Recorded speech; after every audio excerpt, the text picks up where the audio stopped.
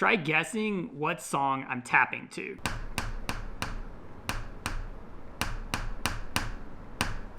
This should be easy, right? I mean, it's in my head, but it's not in yours. And that's what researchers found when they used this exercise called tappers and listeners. One person taps out a song and the other person tries to listen. Now, if you guessed that that song was Happy Birthday, congratulations.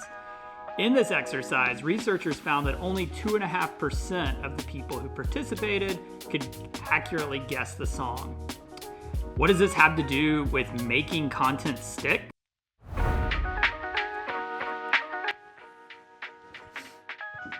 right, so I'm always looking for new ways to present information and get ideas across. I recently came across this book, Made to Stick, and it is one of the best books I've ever read on communication, marketing, or just sharing ideas. In the book, Chip Heath and Dan Heath, brothers, make a set of principles or traits around the word success. Well, it's kind of like the word success, but it follows these 6 principles, making ideas so that they are simple, unexpected, credible, concrete, they carry emotion, and then they're also telling stories. Okay, so there's 2 things first we want to talk about before we go into those 6 traits. Those are 2 villains that are gonna make your ideas not stick. Number 1 is the curse of knowledge. So you remember earlier I was tapping out a song. That song, by the way, is Happy Birthday. I knew the song, I heard it in my head, but you did not hear what I was hearing in my head. So that made it difficult for me to get that information across just by tapping it. A lot of times the curse of knowledge works like this. It works against our messaging because while you think you know everything about a topic, the person you're communicating it to doesn't. They can't see inside your head. So this makes the message confusing, it makes it distracting, and they gloss over it. So that curse of knowledge is something that's gonna work against your messaging.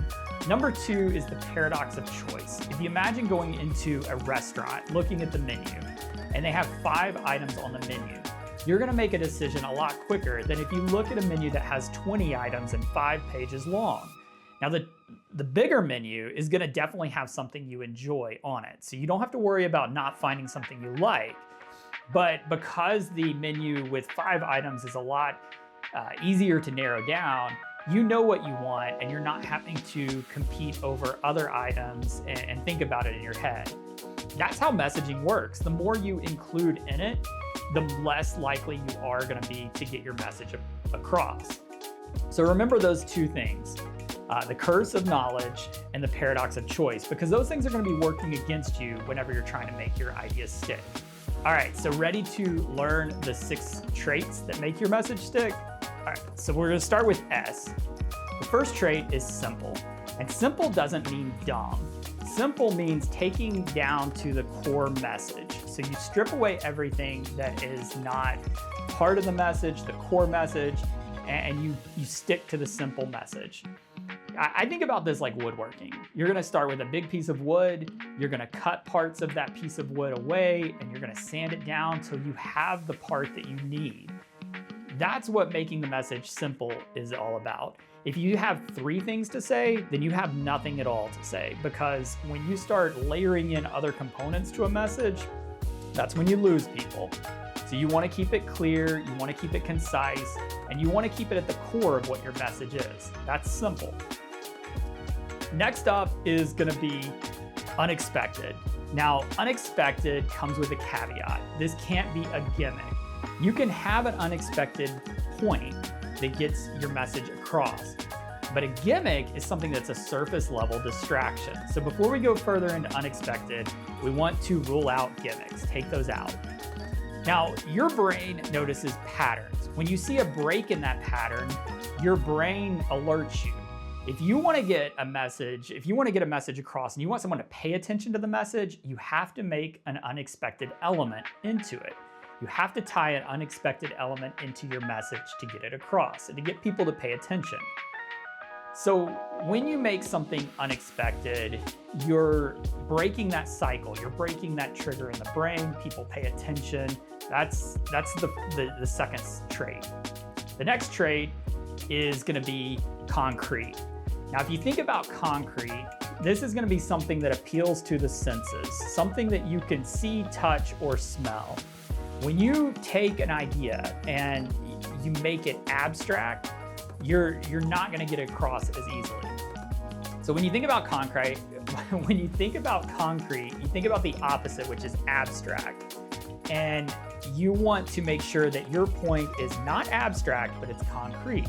How do you do this? So this might be as simple as, instead of talking about a certain audience type or a certain customer type, you want to create an actual customer. Trader Joe's did this. Their ideal customer, or their average customer that they define, is an unemployed college professor who drives a very, very used Volvo. Now, if you walk in Trader Joe's, you're not gonna see that particular person. However, you've got an idea of who that average customer is. So when you're working at Trader Joe's and you're making decisions, you're trying to decide how the branding is gonna look, you think about that unemployed college professor that drives a very, very used Volvo, and B, it makes decision making a lot simpler. If you wanna make sure that people can relate to your message and that they are not only paying attention, but they're also understanding it, you have to use the trait of concrete in your messaging. All right, so moving down the list, the next C, and that's gonna be credibility. Credibility comes in a lot of different ways. You can have an expert talk about a topic. You can also have an anti-authority. An anti-authority is like that 29-year-old mom who smoked 3 packs a day for 20 years and she has developed lung cancer. That's somebody that can deliver a stop smoking message, and you're gonna pay attention because it's a credible source. Are they the authority on smoking? Absolutely not, but they're an anti-authority. Another example of credibility is through celebrities. You'll see celebrity endorsements that appeal to you and make you want to read a book or watch a movie or buy a product. That's adding credibility. That's a layer of credibility. My favorite way to add credibility is try for yourself. You make a claim and then you have the customer or the audience try it for themselves. And then boom, they see that it works and you're credible.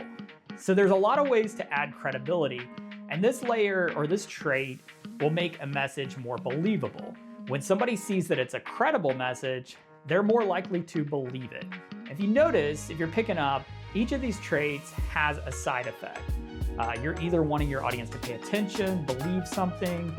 The next one we're gonna take a look at is emotion. And emotion is where you start to get people to act on your message. Emotion comes in a lot of different ways, but the big point I want to key on here is that when you appeal to the individual, you're a lot more likely to hit an emotional trigger than if you appeal to the masses. And we'll talk about that in further examples in other videos, but you want to think about Maslow's hierarchy of needs.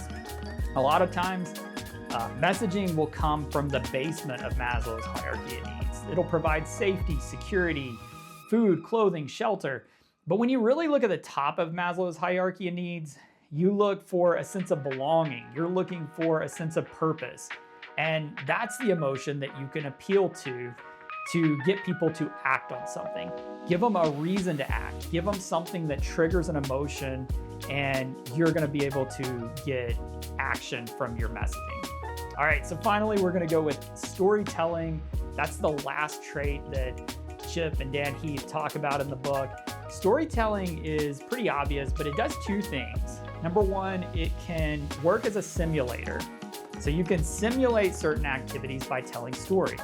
If you tell a story about somebody who overcame adversity and came up with a creative solution to solve a problem, then in your mind, you're able to simulate that task. You're able to see what the scenario is going to look like and work through it collectively. This is a great training exercise. The other thing storytelling does is it inspires people. So when you tell that story of somebody who overcame adversity, that underdog story, it inspires somebody to act. It inspires them to have courage and to do something bold. That's the power of storytelling. So if you want someone to not only take action, but be inspired, then use storytelling. That's a powerful trait that you can use in your messaging. All right, so we've got simple, we've got unexpected, we've got credible, we've got concrete, we've got emotion, and then we've got story. These are your traits that you can help make your message stick. So again, I love the book, Made to Stick. I would highly recommend it. And I would like to know, what are some of the things that you found helpful from this video? Is there any of these traits that you're going to incorporate into your messaging to make it stick? I look forward to this, and we're going to go through a series of these videos where we break into a little further each of those traits from success and help your messaging stick a little bit better. So thank you for joining me. I really appreciate it. If you like this video, I'd appreciate if you give it a thumbs up, subscribe if you'd like to learn more, and follow me through this Made to Stick series. This is your communication space.